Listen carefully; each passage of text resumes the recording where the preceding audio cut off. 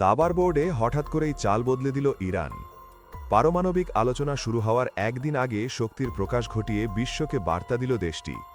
বিশ্বের জ্বালানি পরিবহনের সবচেয়ে গুরুত্বপূর্ণ রুটগুলোর একটি হরমুজ প্রণালীতে চালানো হলো ব্যাপক সামরিক মহড়া, যেন প্রতিপক্ষের উদ্দেশ্যে স্পষ্ট সতর্কবার্তা, কোনো ধরনের চাপ ইরান মেনে নেবে না।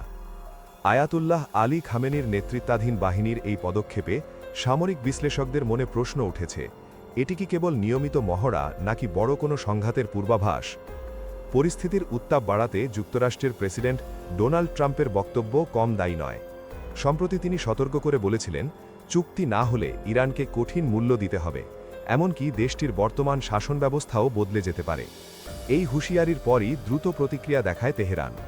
সময় নষ্ট না করে সোমবার পাল্টা শক্তি প্রদর্শনের পথে হাঁটি তারা। ইরানের রাষ্ট্রীয় বার্তা সংস্থা ইসলামিক রেভলিউশনারি গার্ড কর্পসের নৌবাহিনীর নেতৃত্বে এই মহড়া পরিচালিত হয়েছে। তাদের ভাষ্য, সম্ভাব্য নিরাপত্তা ও সামরিক হুমকি মোকাবিলার প্রস্তুতিই ছিল এর উদ্দেশ্য। তবে বিশ্লেষকদের মতে প্রকৃত লক্ষ্য ছিল শক্তি প্রদর্শন, বিশ্বকে দেখিয়ে দেওয়া যে প্রয়োজনে বিশ্বের জ্বালানি সরবরাহের ধমনী চেপে ধরতে সক্ষম ইরান। হরমুজ প্রণালী বন্ধ হয়ে গেলে মুহূর্তেই অস্থির হয়ে উঠবে বৈশ্বিক বাজার। ইরান যেন বোঝাতে চাইছে, বড় ধরনের সংঘাত শুরু হলে তার প্রভাব শুধু মধ্যপ্রাচ্যেই সীমাবদ্ধ থাকবে না, আঘাত হানতে পারে সরাসরি আমেরিকার স্বার্থেও। দুই দেশের টানাপড়েন অব্যাহত থাকলে ছোট কোনো ঘটনা থেকেও বড় সংঘর্ষের জন্ম নেওয়া এখন কেবল সময়ের অপেক্ষা। মঙ্গলবার জেনেভায় শুরু হতে যাচ্ছে নতুন দফার আলোচনা, তবে ইরানের পারমাণবিক কর্মসূচি নিয়ে মৌলিক মতপার্থক্য এখনও কাটেনি। সামাজিক যোগাযোগ মাধ্যম এক্সে ইরানের পররাষ্ট্রমন্ত্রী আব্বাস আরাকচি জানিয়েছেন, ন্যায়সঙ্গত ও ভারসাম্যপূর্ণ চুক্তির পক্ষে রয়েছে তেহরান, কিন্তু কোনো হুমকির মুখে মাথা নত করবে না তারা। আলোচনার টেবিলে বসার আগেই তাই কৌশলগত বার্তা পৌঁছে দেওয়া হয়েছে।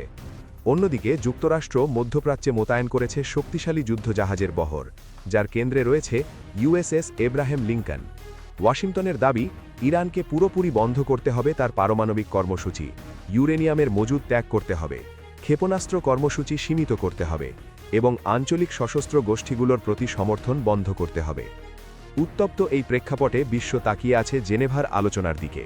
কূটনৈতিক সমাধান হবে নাকি উত্তেজনা গড়াবে নতুন সংঘাতে? সেই উত্তরই এখন সবচেয়ে বড় প্রশ্ন। আপনারা দেখছিলেন মায়া লাবে। ভিডিওটি ভালো লাগলে অবশ্যই লাইক, শেয়ার ও সাবস্ক্রাইব করুন। Thanks for watching.